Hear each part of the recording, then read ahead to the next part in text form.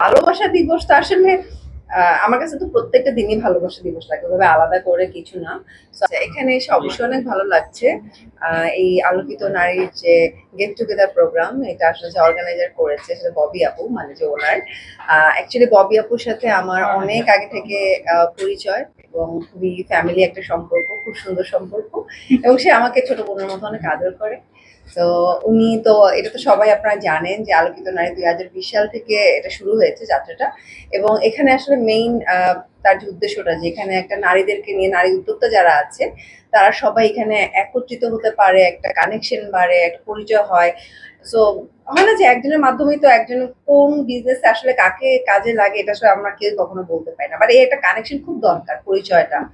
তো এটা অ্যাকচুয়ালি ববি আপুর এই সুন্দর একটা উদ্যোগ যে শুরু করেছে, যার মাধ্যমে আমি এখন যতটুকু জানি যে প্রায় 400 জন উদ্যোক্তা। হ্যাঁ, তো এইটা আসলে প্রত্যেক বছর আসলে গত বছর 200 ছিল, 2200 ছিল আমাদের গত বছরের প্রোগ্রামে। আর এই বছর মিমাপু আছে। হ্যাঁ, ইনশাআল্লাহ আগামী বছর আপুকে চাবো। অবশ্যই, আগামী বছর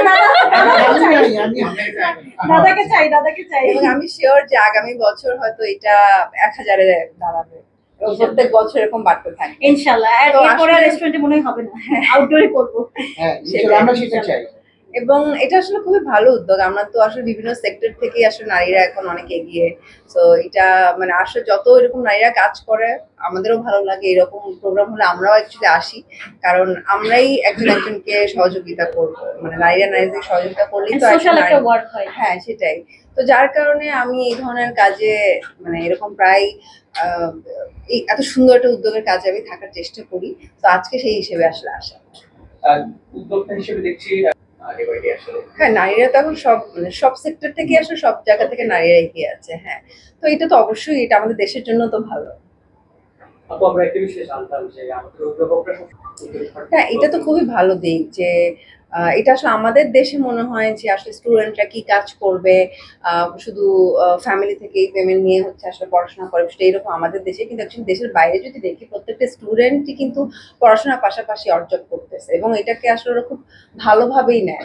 তো এই জিনিসটা আসলে আমাদের দেশে ছিল না, যেটা এখন অ্যাকচুয়ালি শুরু হয়েছে। সবাই চায় কিছু না কিছু জব করতে, কেউ বাসায় থাকলে বাসায় বসেই কিছু করতে চায়। সোশ্যাল নেটওয়ার্কিংটার জন্য এটা আরো বেশি হয়েছে। এটা তো আসলে খুবই ভালো দিক। তো যার কারণে বলবো যে আমাদের দেশের স্টুডেন্টরা এখন যেভাবে পড়াশোনার পাশাপাশি এই যে নিজেকে ব্যস্ত রাখছে, কোনো একটা চিন্তা করছে যে না আমি ছোট একটা বিজনেস শুরু করি, তো এটা খুব ভালো দিক, পজিটিভ।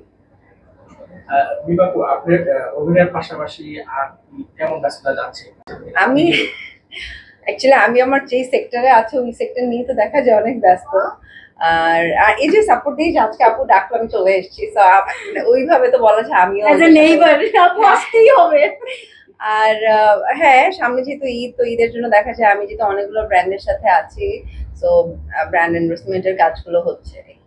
আপু, এবার ব্যালেন্টাইন আপনার প্ল্যান কি? আপনি তো সব